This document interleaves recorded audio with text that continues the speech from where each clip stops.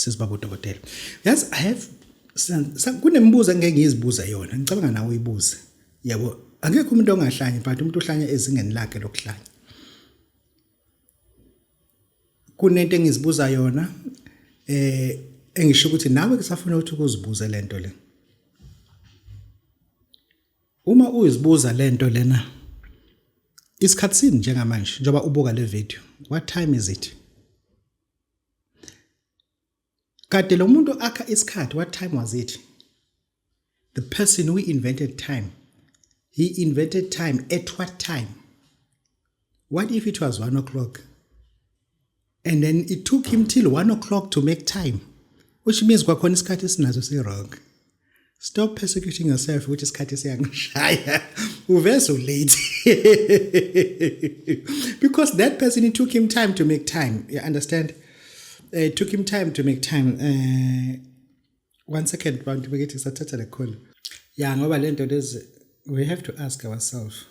Ukuthi, we got 12 hours, okay? 1 minute is made out of 60 seconds. Why not 100? Why not 50?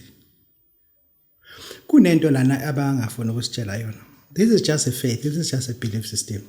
There's no such thing as called time. At the end of the day, there's no such thing as called time. There is no such thing as called time because we got proof. The person who invented time, there was no time. And he decided to make time for us, not for him. Without making time, and then he decided to give us time. For what? To enslave us. That's all. Okay. Okay, fine. Keep it that way. A person who discovered that, listen to me carefully. A person who discovered that a cow has milk, what was he busy doing in the cow? Wayenzani mfowethu le inkomo yazaphuma ubisi? What was he doing? And akasazi what was he doing?